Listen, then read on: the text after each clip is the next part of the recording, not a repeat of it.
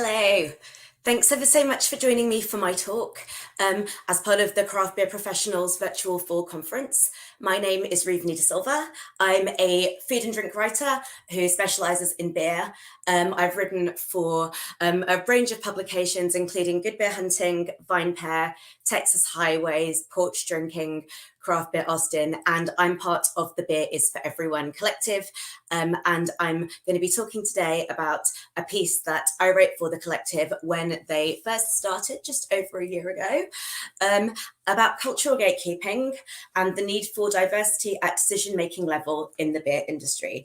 A lot has changed since I wrote this piece, so hopefully even if you have read it, you'll find this interesting and relevant.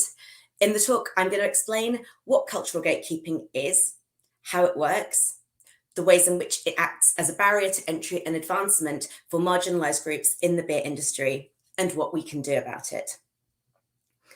Like many other barriers to entry into beer and other cultural industries for marginalised groups, cultural gatekeeping is a structural issue. It's one that cannot be erased overnight. It's also subtle, slippery, and very subjective, making it difficult to challenge on the ground, especially as a victim. A year ago, when I wrote this article, conversations about prejudicial barriers to entry into the beer industry were still relatively new. But a lot has changed, and a lot, unfortunately, also has not, particularly as we've seen in the last week or so. Conversations about diversity, prejudice, and gatekeeping have become more normalised, in part because of the social media outpouring that began with Notch Brewing's production manager, Brienne Allen's call out for examples of sexist behaviour on her Instagram feed in May of this year.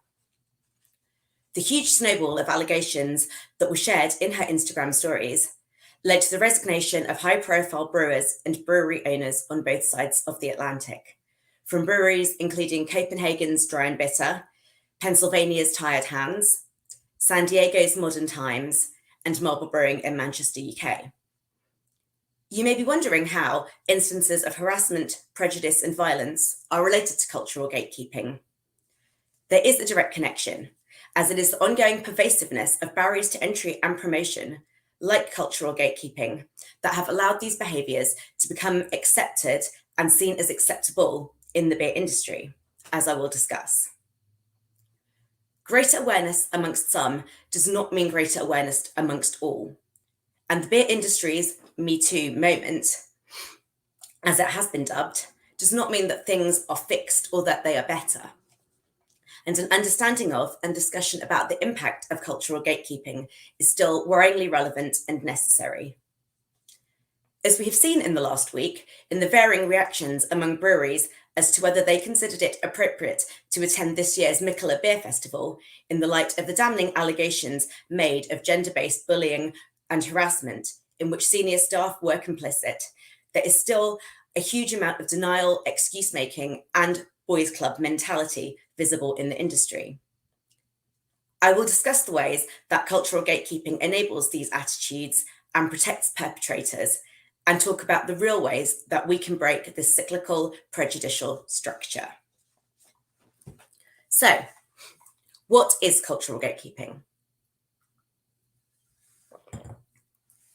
Gatekeeping, as defined by the Oxford English Dictionary, is the activity of controlling and usually limiting general access to something. Cultural gatekeeping applies this restriction to access to cultural and creative industries and communities, including the beer industry. These are spaces where cis white men have historically dominated and continue to do so by tightening their stranglehold on creative decision-making and reinforcing structural inequalities by means that include cultural gatekeeping. Cultural gatekeeping is particularly dominant in the creative industries because these are spaces where so much of the value that is placed on output is subjective.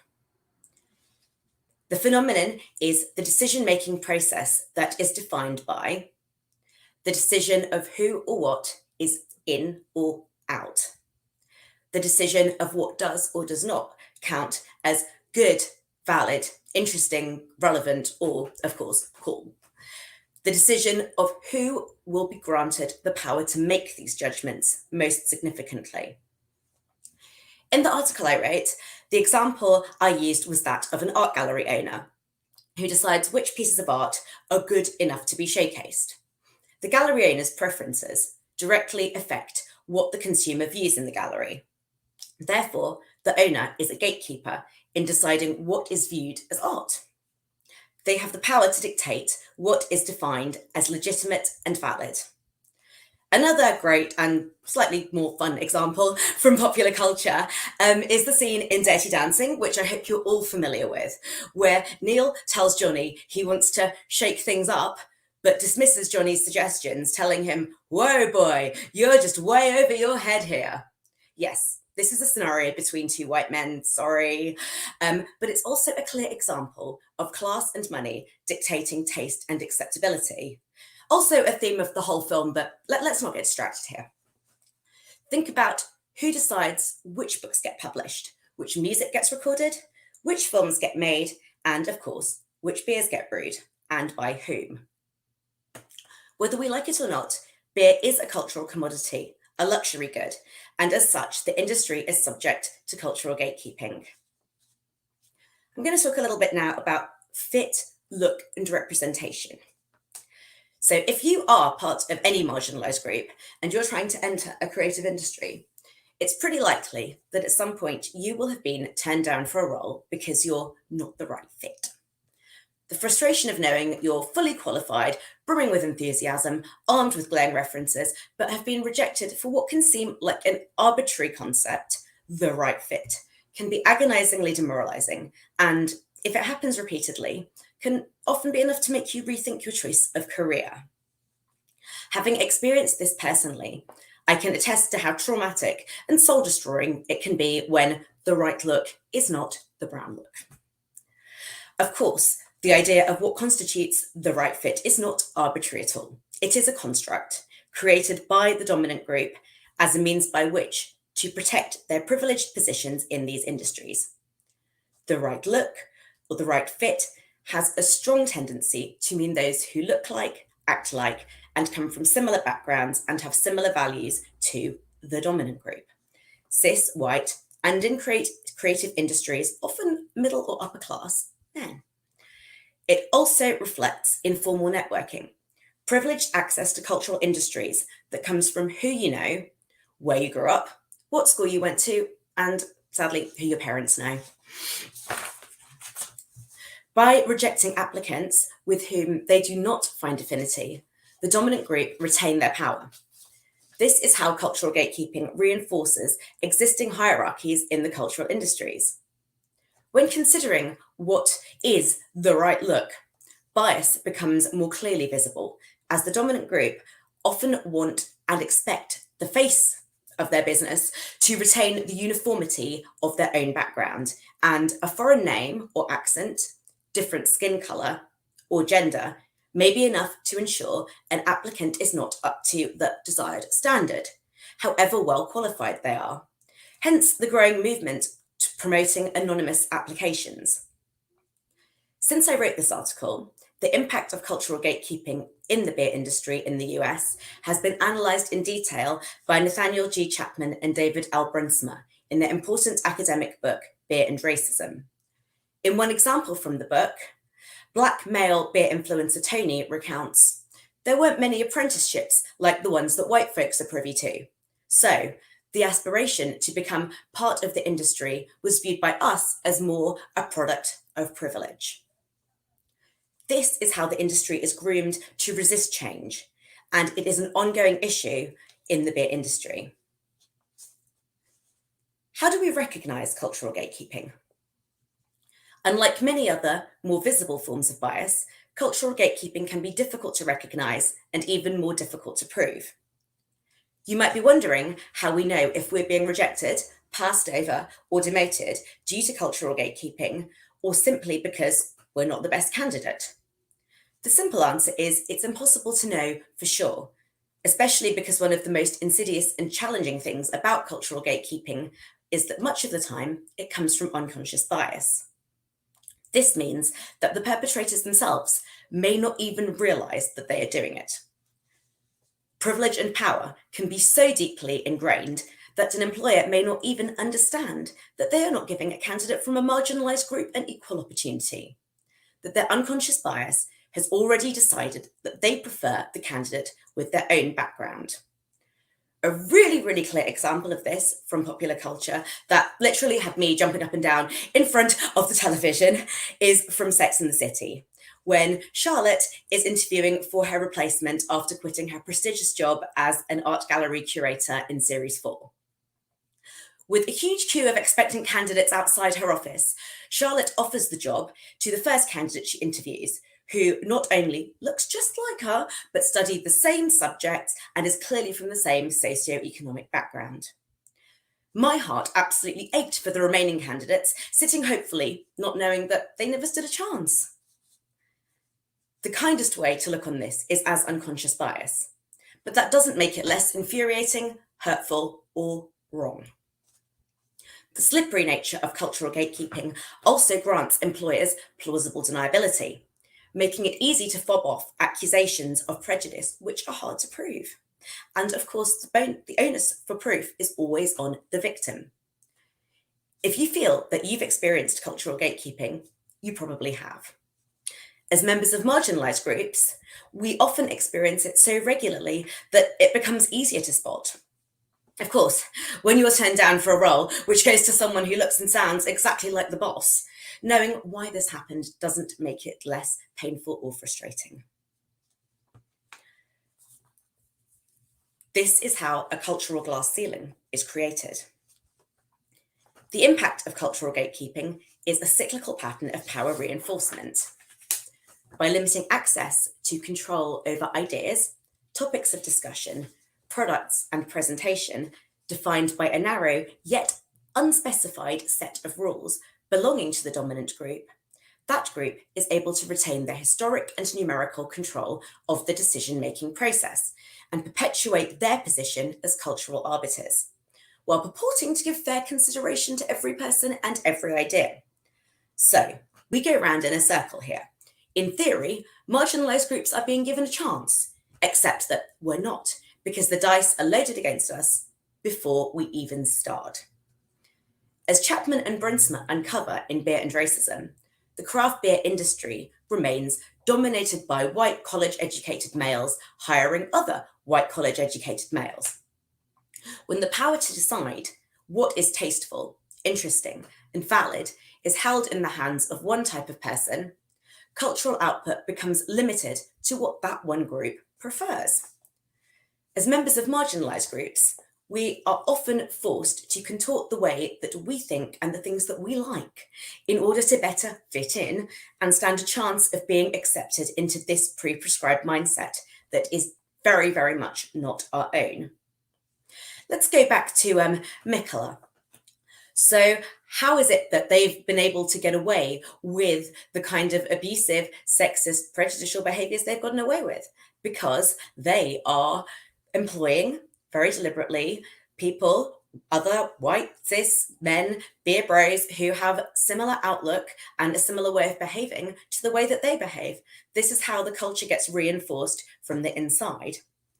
So as well as being psychologically damaging to the individual, it makes cultural output inaccessible and or irrelevant to those outside the dominant group. I'll give you a few examples of these cultural contortions and the need for performative behaviours to fit in a traditional white cis male environment from popular culture. If you haven't seen the fantastic 2018 film Sorry to Bother You, I would highly recommend that you do so. Our hero, Cassius Green, played by Lakeith Stanfield, finds himself on the fast track to promotion as a telemarketer by employing his white voice to make more sales, which people respond far more positively to than his own voice. We see this again in Zakia Dahlia Harris's outstanding recent novel, The Other Black Girl, where success in the cutthroat world of book publishing is synonymous with assimilation, whether it's a case of presentation. Hair is a big feature in the book without giving too much away, or simply not allowing oneself to be too black.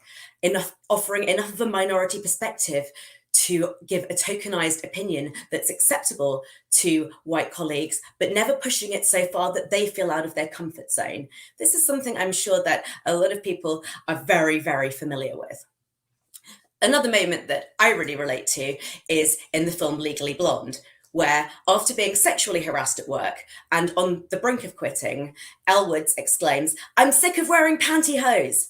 Well, being expected to wear tights for us Brits might not seem like a huge compromise for a career as a lawyer. This simple statement lies at the heart of this remarkably insightful film about how women are treated based on their looks and their clothing choices. Wearing pantyhose does not make Elle a better lawyer, but it makes her more accepted in the legal world where her personal clothing choices are looked down on. There's a smaller space than you might think between being too brown and being too blonde. One of the reasons I personally relate to this film so much, aside from my age, is that I had my own Legally Blonde moment as an undergraduate, so we're going to digress for a moment. While sitting for my A-levels, which is like the equivalent of the high school diploma, I worked part-time in the kitchen at a very expensive and prestigious boys' boarding school in the town that I lived in. On my induction, a few months after high school graduation at the University of Oxford, like Harvard but older, I was in the same group as the head boy at the school where I had worked. He pretty much choked when he saw me. He did his best impression of Warner Huntington III. But you, what are you doing here? And 3 years before Legally Blonde came out, I got to say, I go here, which was kind of fun. But yeah, he went off looking as if his brain was literally about to explode. The idea that someone who had served him dinner for their job could be in the same academic institution as him was more than he could handle. And this is the same way and the same set of ideas that our society perpetuates when cis white men are constantly told from that kind of an age that this is the world they live in, it's theirs, and it belongs to them. I'll get back to the beer industry and how cultural gatekeeping has shaped assumptions about who beer is suitable for now. How often do we hear women don't like beer, Black people don't like beer, Asians don't like beer? While we all know this is not true, how did the idea come about in the first place? Because beer has been brewed and marketed by and to cis white men for a very long time. Beers that are brewed and the spaces where they are sold and the ways in which they are marketed are all designed by the dominant group for the dominant group. Cultural gatekeeping has enabled those spaces to appeal to the dominant group in beer, cis white men, as customers, owners, and employees since the start of the post-war period. The conceit that women and people of colour don't like beer is not accidental. It comes from a deliberate rewriting of beer history as white male space, eliminating the historic roles of women and people of colour as brewers and beer drinkers in order to safeguard the industry as a white male space. The role of women as brewers in the ancient world, in biblical times, the history of beer in Africa brewed by women, the alewives of the Middle Ages, and enslaved brewers in the US are among the many beer histories that are regularly whitewashed from the contemporary story of beer, that emphasizes slave owners like George Washington and Thomas Jefferson, white immigrant brewing dynasties like Anheuser-Busch, Schlitz, and Pabst, and modern craft beer industry leaders like Fritz Maytag and Ken Grossman. Entrenched prejudicial marketing and distribution tactics, which beer and racism authors Chapman and Brunsma unpick in eye-opening detail, have perpetuated myths and stereotypes about who could and should be drinking and working in craft beer, feeding into existing patterns of cultural gatekeeping. Every time we have a discussion about diversity in beer, the first thing that comes up is the simple fact that most people don't feel comfortable in a space where they don't see anyone else who looks like them. If you're from a marginalized group, you'll be familiar with the sense of unease that settles over you when you enter a space where you visibly stand out. Fear of violence and harassment, or simply just feeling uncomfortable and unwelcome, it's often enough to encourage you to leave. In a piece I wrote for Good Beer Hunting about South Asian women in beer, one of my interviewees, Kirti Dwivedi, likened the experience of being a brown woman in a tap room to that of being treated like a llama in a suit. This perfectly incisive phrase made it into the article's title and remains, for me, the best way of describing this experience. And again, we find ourselves back in this cycle, where fewer women, fewer people of colour, fewer LGBTQ plus people in tap rooms mean that fewer come in. These spaces then end up retaining their white, cis male culture. This de facto segregation has led to a culture where we still encounter sexist marketing, cultural appropriation, racial slurs, homophobic and transphobic attitudes, and the harassment and violence whose prevalence has recently forced the industry to a reckoning.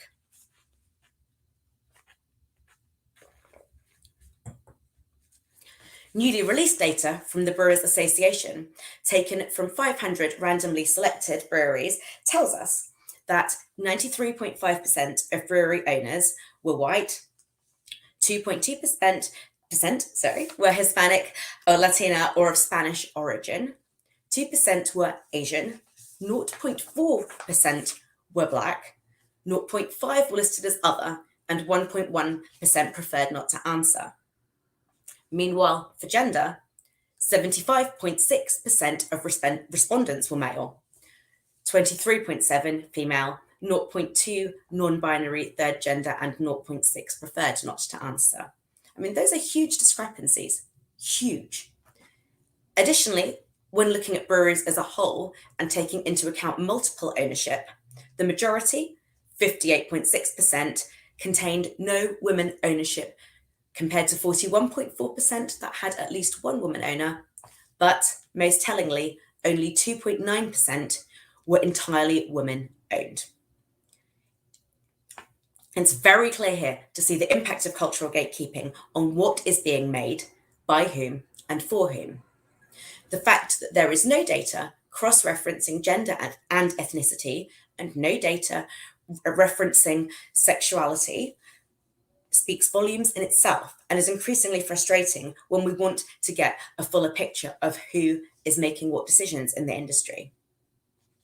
While we're familiar with the unpleasant bigotry of beer bro culture that sadly still pervades in many online beer forums, cultural gatekeeping is the quiet yet insidious enabler, keeping marginalised groups out of the industry in this way, but with the velvet glove rather than the fist. I'm going to talk a bit now about being kept down. So, when you do make it into the industry as part of a marginalised group, why are you not making it up the ranks?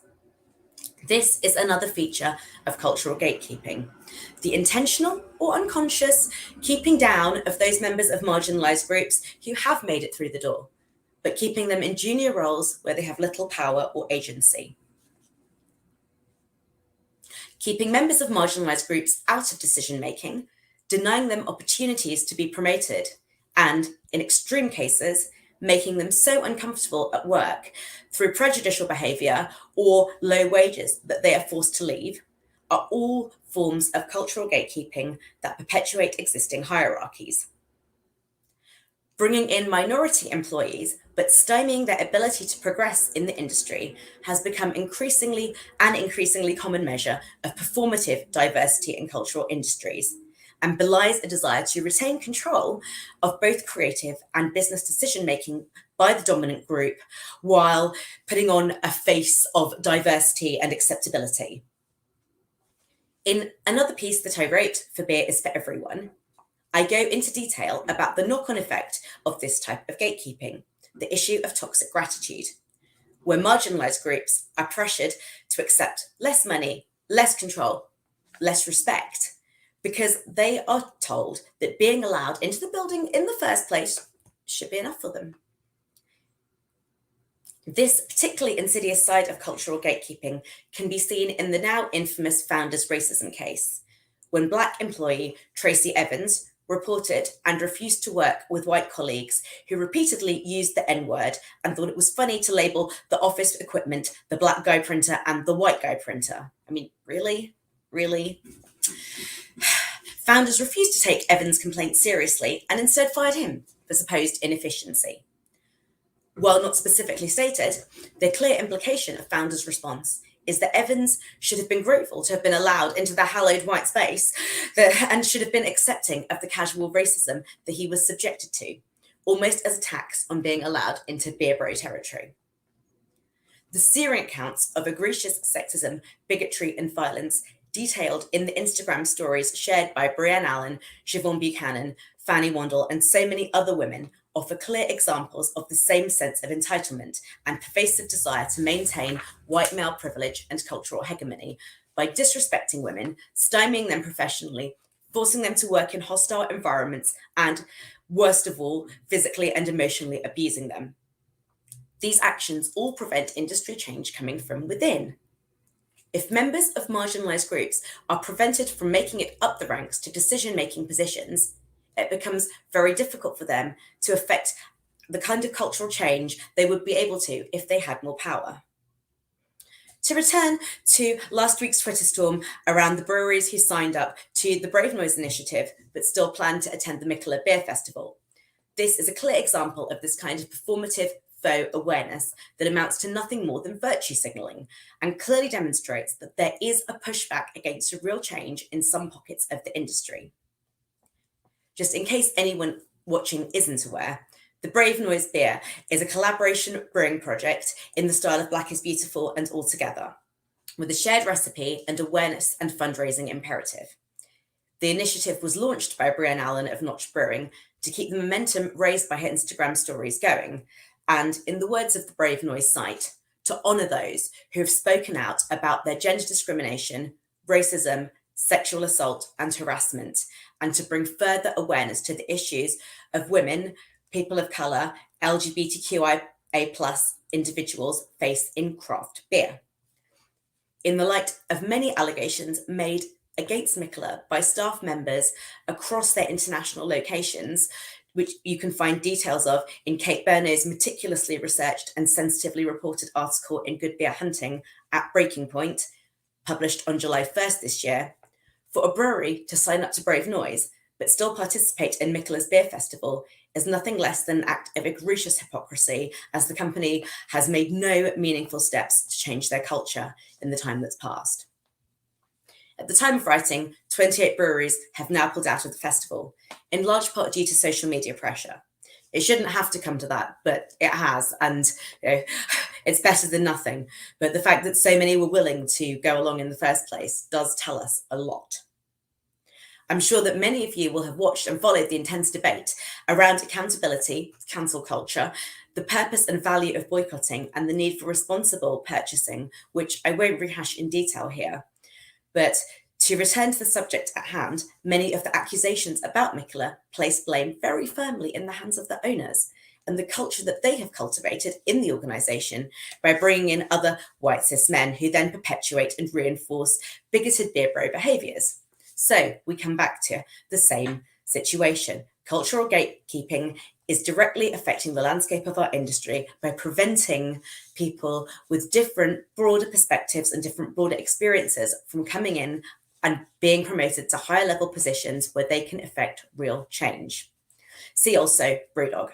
I wasn't intending to speak about Brewdog in this talk, but having seen last evening their latest really gross victim blaming stunt, which surfaced on social media, amending their staff handbook to note that the company has a high performance culture rather than taking seriously the allegations of harassment, bullying, and unsafe work practices and burnout that have been levelled at them. I mean, that's pretty rich. It really had me hopping up and down. The sheer relentless investiture in their ethos of profiting at the expense of their staff, physically and mentally, should be enough to put anyone off ever buying another one of their beers. I'll leave that there. So, how do we fight an invisible enemy?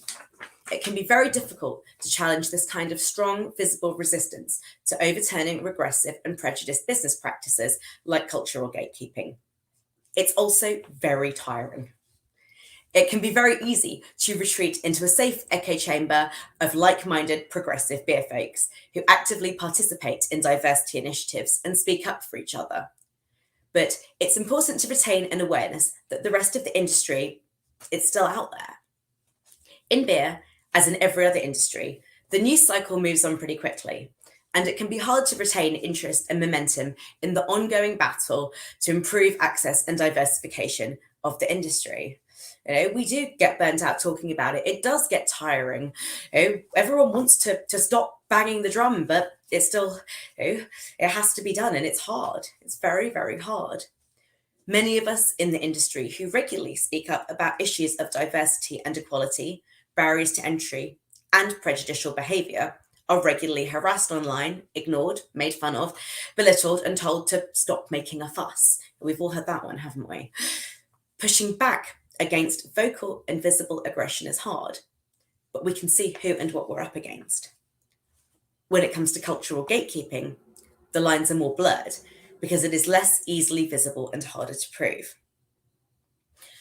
Cultural gatekeeping, it's the act of the baton being passed down by those in decision-making roles to those who resemble them. So, in order to break the cycle, we must either educate those in positions of power to take active steps to break down cultural gatekeeping, or make our way into leadership roles ourselves. Ideally, we do this as a two-pronged attack, and both are taken forward. When I initially wrote this piece for Beer is for Everyone, it was a brand new platform created specifically to improve diversity in beer by providing space for marginalised voices to be heard and unpopular opinions to be discussed.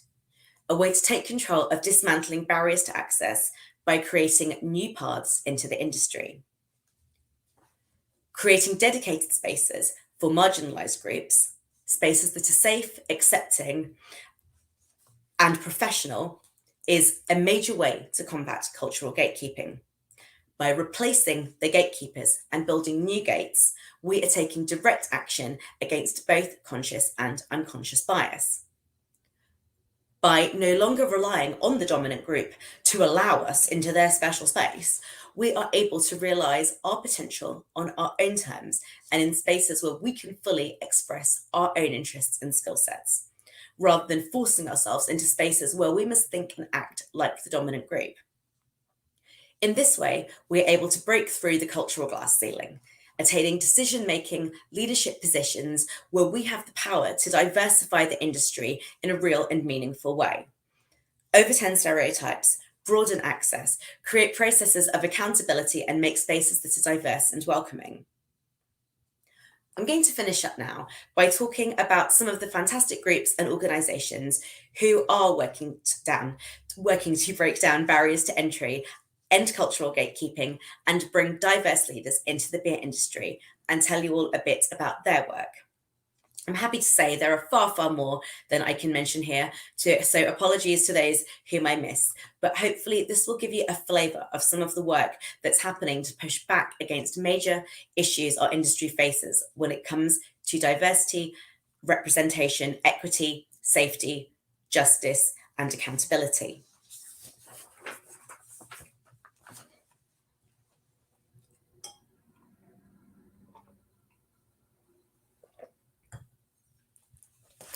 I'm going to start by telling you a little bit more about the Beer is for Everyone writing collective, of which I'm a part.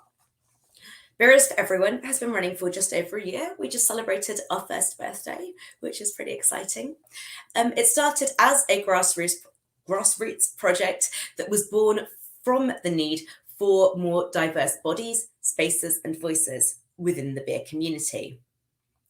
We believe it's of the utmost importance to be critical of the industry as it grows along the way, and that more diversity in the beer community will ultimately create greater diversity within the beers themselves. We all bring unique perspectives, ideas, and experiences to the conversation, and now more than ever, it's important to take those ideas forwards. Beer is for Everyone works as a writer collective. They also work on collaborative projects, online events. They have a store where you can buy really, really cool pro-diversity merch. Lindsay Marley Hiddo, the editor, she is absolutely fantastic, and she's worked so hard to promote awareness and diversity within the industry. So definitely worth checking out what goes on their site, the site. Next, I'll talk a little bit about Crafted for All. I'm sure most of you are very, very familiar with the awesome Dr. Jackson Nicole Beckham, who was the Brewers Association's first diversity ambassador and now runs Crafted for All, which is a consulting firm and also a professional development platform.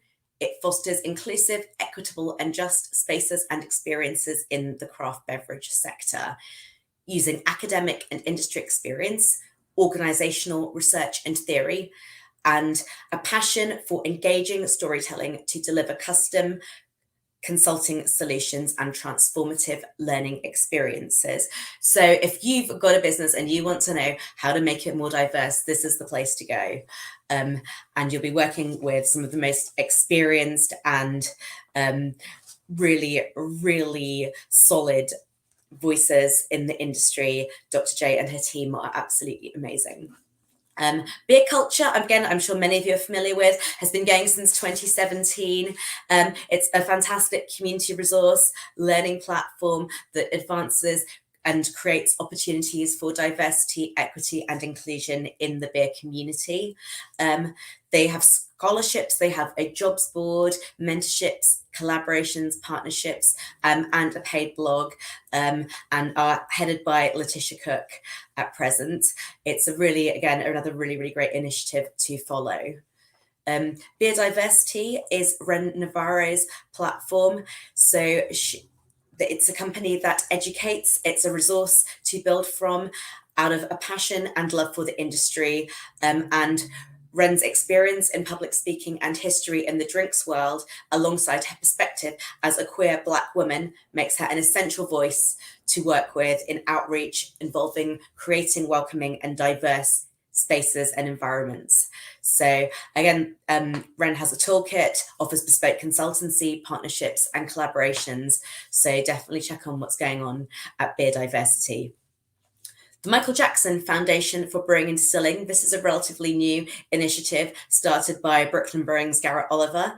And this is a scholarship project to fund technical education and career advancement for Black, Indigenous people and people of colour in both brewing and distilling industries.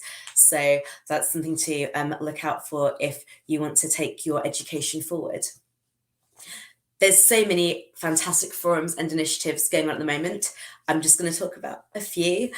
Women of the Beervolution is a new advocacy group for women, queer and non-binary members of the beverage industry. It launched following the sexism in beer stories that flooded Instagram in May this year, and is led by Ash Elliott.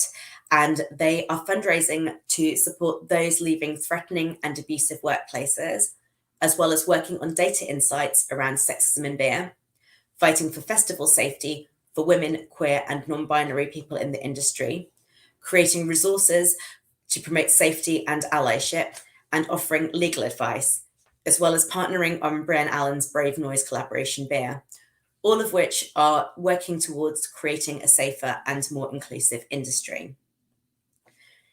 The Safe Bars Pact initiative is another new project which is bringing together beverage professionals and trade associations who want to proactively make long-term commitment to establishing safer, more respectful work and drinking spaces for employees and consumers. It's founded by an industry collective of Not Your Hobby Marketing, craft beer professionals who run this conference, Safe Bars, nonprofit, Lady Justice Brewing, and social impact projects. The initiative aims to get as many beverage businesses as possible to sign up to the Pact Code of Conduct and undertake prevention training to become Safe Bars certified, providing both customers and staff with a proactively inclusive, professional and respectful space. So if you're a business owner, get on board with Safe Bars Pact, get your Safe Bars training in and sign up to the Code of Conduct, and yeah, put your money where your mouth is. That's the way to do it. Lager and Listen. This is a collaborative online discussion forum hosted by Island to Island Brewing's Danny Oliver, Mobcraft's Henry Schwartz, and MKE Black's Ayrton Bryan. Lager and Listen invites attendees to practice living an inclusive life by giving practical homework assignments at the end of each themed session to encourage participants to take direct actions to promote diversity and inclusion in their day-to-day life. So you don't just roll up, listen to a talk, and then go away and forget about it. This is how you actually take actions from your education and translate them into everything that you go about in your regular day. For example, reaching out to local businesses to ask them about their diversity initiatives, contacting your representatives to ask them how they plan to support diversity issues. And another action was taking the Harvard unconscious bias test to challenge yourself and see where you might have unconscious bias of your own. With lively and challenging discussions, Lager and Listen aims to encourage open dialogues, active listening, and a broad cultural shift, addressing topics from the beer industry itself to music, higher education, and politics. There are some fantastic festivals supporting and promoting diverse voices in beer at the moment. Barrel and Flow, which is the successor of Fresh Fest, is a great place for breweries and brewery owners who are Black and people of colour to come together and share their experiences and celebrate their successes. Suave Fest is a fantastic newer initiative celebrating Latinx-owned breweries and beers. The Big Queer Beer Fest celebrates queer breweries and beer culture, and Femme Ale Fest celebrates women in beer in all their roles. Change in the Air Fest is another new one that supports and promotes Black and brown brewers and breweries, and Dames and Dregs is a great place to celebrate women-led breweries and women brewers. There's, again, so many online groups where there's some great stuff happening. A couple whom I know well are Craft Women Connect. They're a fantastic group of women of colour creating safe and inclusive spaces, both online and in real life, where being a woman of colour with a beer is normalised. Here in Texas, Hot Topic and the Pint Exchange are doing a fantastic job promoting diversity in beer in the Houston area through their events and collaborations with different breweries and different organizations. Some breweries who are doing some really, really important outreach work and who are also creating very safe and inclusive spaces are Lady Justice. They're involved in so many pro-diversity initiatives, including hosting the Big Queer Beer Fest and being part of the Safe Bar Pact initiative. They also go out of their way to make their tap room an inclusive space and speak out about diversity and inclusion in the industry. Crown and Hops, a trailblazing Black-owned brewery in California, again, speak out regularly about these issues. And Island to Island, run by Danny Oliver, an Indigenous woman-owned brewery with a holistic outlook, who with a farm-to-table ethos. Racers Brewing, who celebrate Hispanic heritage with their beers and their tap room. They have their own map of Latinx-owned brewers, and they are the hosts to Suave Fest. Trace Brewing have just launched a new paid diversity outreach program to try and expand access in their local area too. There are also two very exciting films that are currently in production to celebrate and support diversity in the beer industry. This Belongs to Us, directed by Atina K. Diva, about the role of Black women brewers in the South and how they're reclaiming their place in craft beer history and culture, is one to look out for. And One Pint at a Time, directed by Aaron Jose, about Black brewers, brand owners, and influencers who are reshaping the craft beer industry, will also be out soon. 10 years ago, not a single one of these groups or initiatives existed. In fact, even Pink Boots Society, the nationwide organisation for women in beer, only started 9 years ago. Breaking down barriers to entry, like cultural gatekeeping, is slow, hard work. It takes time, tenacity, money, unfortunately, and huge amounts of emotional energy to push forward with ideas and goals without having the path smoothed before you like members of the dominant majority group. We are, quite literally, clearing new land from scratch to plant the seeds for a safer, fairer, more diverse and inclusive industry, while also trying to compete with the manicured lawns of the establishment. Hopefully, this talk will have given you some insights as to why this is so important and necessary, how you can be more aware of barriers to the industry entry like cultural gatekeeping, how you can use that awareness to help dismantle them, and some of the fantastic organisations you can support who are doing just that. Thanks ever so much for listening. I'm Ruvani Silva, online as amethyst_heals, and you can find my work on my blog at Craft Beer Amethyst. Have a good one and enjoy the rest of the conference.